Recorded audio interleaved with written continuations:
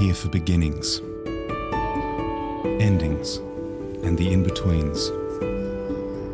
For the hard yards, small yards, and big backyards. For the new starts, false starts, and failed starts. For the early risers, end-of-day finishers, and late-in-life starters. For the career jugglers, high flyers, and low riders. For everyone who's ever had a goal, failed a goal, or chased a goal. It's why we're here. Here to help you explore, plan, and track your goal to help however and wherever you choose. Here to help you realize your goals so you can own a better tomorrow. Welcome back to Philippines Uncut. I'm your host, Buddy Conan. Tonight's topic is animal behavior, and joining us still is animal behaviorist Mike Lowe from Australia. And that video you saw was a commercial, and starring in that commercial is Mike's lovely dog, English Mastiff Marley, who's here with us in the studio today. She's just woken up. So, Matt, tell us a bit about Marley. How old is she? And tell us a bit about the breed. What is the English Mastiff all about? Marley is only 4 years of age. She's got a little bit more growing to do.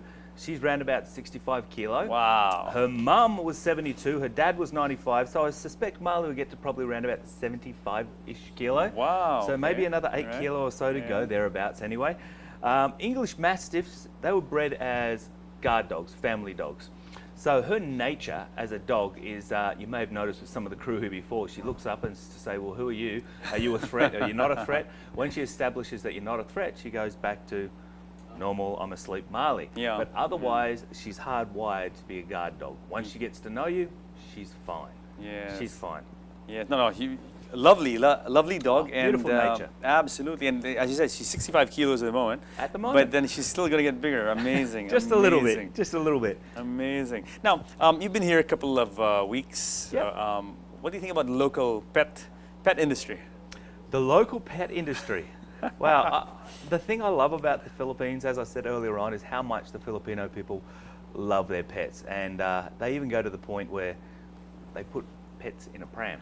That's strange. A stroller. I mean, we call them a stroller. A stroller, pram. It's a pram. Yeah. So they put them. They've even got their own strollers. They've got their own clothes for them, little hats and sunglasses. It's amazing. But what that says to me is that the Filipino people, they love their pets. And in that, I actually, you probably saw in some of those shots where the pets were at like a pet expo, where they were doing a fashion expo. Yeah. And I was there at the time, and I was just giving people a few tips on how to train their pets. Here are some of the photos. This is in Manila, right? And that's Marley. This is Manila. This is Marley up there, because I was using Marley as my demonstration dog. You can see there, I was just explaining to people on how to train very basic behaviors like sit and stay, and how to shake paw, hands, whatever you want to call it. Yeah. Yeah. Pet Nation. Pet Nation was the company. Yeah. There's Marley again. You know what? That's actually in a pet clinic where they go and I guess clip the dog's nails and they shave the hair of the dog. And quite a common problem in the clinics is that people get bitten, because when the dogs go to these clinics, you must understand, their owners leave them there. They go in a small little area. They're scared. They don't know the people. They hear the buzzer. And dog's response to fear is bite. It must be unnerving. Of course, get away, get away. So I was there just teaching the people some basic training techniques to be able to protect themselves, and also to be able to lessen the amount of fear or anxiety that the dog has. Very helpful in that kind of In the course of your training, let's say animals and dogs and things like that, have you ever been bitten or hurt by one of your wards? You know what? To this day, touch wood, I haven't been bitten by any. Actually, that's not true. I got bitten by a dolphin once. Yeah. But I haven't been bitten by anything else. You wouldn't think it'd be a dog, right? But anyway. Question: snakes. Can you train reptiles? Can you train a snake? Yes, you can train reptiles. You can train a snake. At the moment, what they're doing in the training industry is reptile, not a snake, but with alligators and crocodiles. They're training them to touch targets on their nose, and they feed them. So that way, I mean, picture a bunch of crocodiles, for example, in a pool. How do you get the crocodile to go from that pool to that pool? How do you do that? What they're doing now is they're training them to touch a float on their nose, so they can say, the crocodile's over there, I'm going to put the float over here, the crocodile knows to go from A to B. You can do the same thing with snakes, which are a reptile as well. Amazing, no? Because a few years ago, or maybe, let's say, maybe 10, 20 years ago, people wouldn't think it would be possible to retrain all these animals. But it's changing, no? I mean, your field, animal behavior, a lot of breakthroughs have been made. I understand that even when you started, there was no formal schooling in this field. No.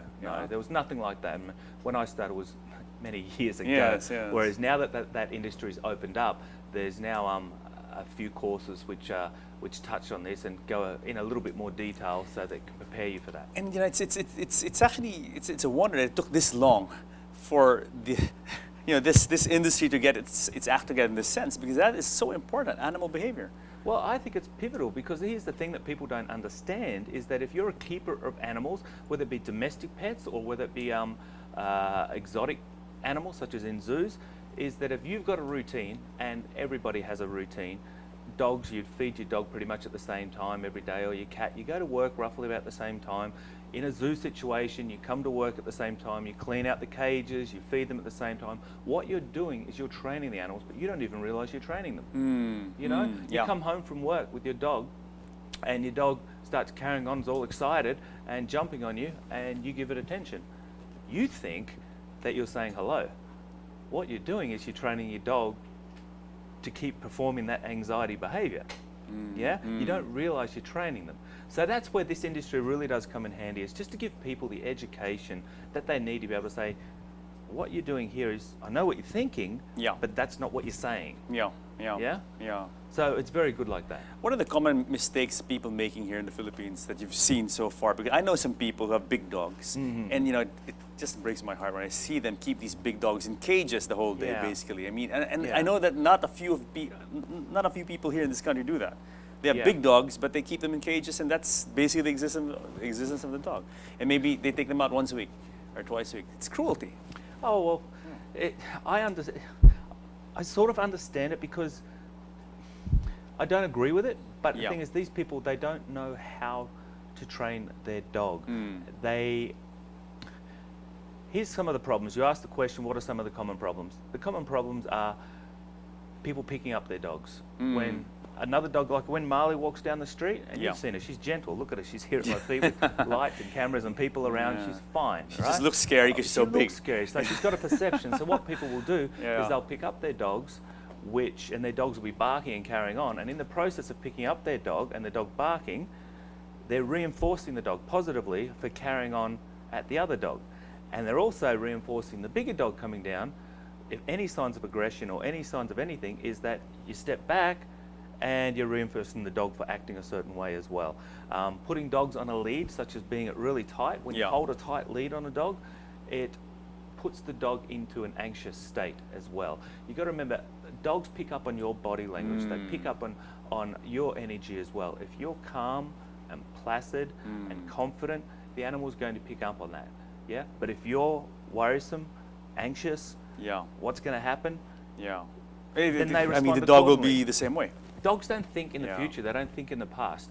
Dogs live in the moment, Whereas people, they think of past and think of future. So if they're walking down the street, see a large dog, or they think there might be a large dog, they take precautions prior to the fact, which puts the animal in a poor state. So these are some of the mistakes that people are making, that they're applying human behavior, human way of thinking to animals.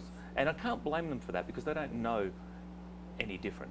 But that's what I'm here for. I'm here to fix that. Absolutely, excellent. I understand that there are some techniques that you show us now quickly. With Marley, and hopefully our viewers can pick up on this and maybe start with their own pets. Of course, Normally I would use what we call a primary reinforcer, which is food. Okay, to train any new behaviour. Now Marley's been trained this behaviour before, but I'm just going to show you the basic technique. Okay. So I'll get Marley up. Marley, come on, up here. Come here. Okay, Marley, come on. All right, Marley. So Marley thinks I've got food. Marley, come here. Come here. Okay. So if I raise my hand up, Marley, and I say sit at the same time and walk into her, she's going to sit There back you down. go. Yeah. No need to yank on the There's chain, no need to nothing, yank on and the then- chain or pushing down push their them down. backside. It's not about that. Yeah. As I showed you before, as I just showed you then, if you walk into them and your hand is up high, it's a natural thing Yeah, for them to I mean, sit. look at her. She's like, give me food, I'm Still looking- starving. Still looking up. Look at that. Look at that. You're gonna get a treat after the show. After the show. All right, Marley, lay down. Come on, lay down now. Been a big day. There lay you go. down. There you we go. go. That's Back to sleep. That's a lovely girl. There you go. So easy, and yeah, I mean, you make it look so easy. Yeah, yeah. And as I said, she's been trained that before, but you know, with the right steps and the right communication, it is easy. It's simple, and you need to have consistency, not just with the owner, but with the rest of the family. It needs to be mum and dad and the kids and the helpers as well. It all needs to be consistent, because if it's not consistent, then the animal gets confused. So it really is a group effort, a lot of time, dedication. I mean, commitment to. course. When you have when you have a pet, it really is not a decision that you can just take lightly. It's something that will entail a lot of work. And it lasts a lifetime. Yeah. Yeah, of course. You know, everyone needs to be on board to achieve the same goal. But once the animal understands what you want, you've got it for life. Life is so much easier. Yes, I mean, how many people would yes. love to be able to walk down the road with their dog on the leash and everything's fine? Or to be able to have people over without the dog jumping on them or barking at them or people being scared. I mean, these are very simple things. The animal needs to be able to fit in with your lifestyle. So let's train that. And never too late to start. Never Too late to start. Excellent. Never. Matt, unfortunately, we've come to the end of the show. I mean, so many things I want to ask you still, but I mean, you're going to be based here anyway, so Yeah, I'm here for good. We'll promote your activities, your advocacies, and of course your business. And Great. We'll do our part to try to help educate people on how to properly manage and raise their pets and things like that. But is there something you want to say to the audience before we go? Well, it doesn't matter how bad your pet is or how bad you think it is, I can actually help you. All you need to do is go to my website, www.matlowintl.com, contact me there, and we can arrange a time where I can come around and see you, we can have a chat about it, and we can create happy families again. Yes, finally, help is here. Finally! Okay, Matt, Good on you. thank you very much for being on Thanks the for show. having me. No, lovely to have you here. And as I said, this is a subject that we really love to talk about on the show, and hopefully we can have you on the show again and I'd talk love to about come back. everything about animals and pets and things like that. Love to come back. Thank Great, you. good on you. Thank you very Thank much, you. mate. All right, guys, I hope you enjoyed today's show on animal behavior. Join us again next week here on Philippines Uncut, where we talk about what matters to you guys, because you guys matter the most. I'll see you next week.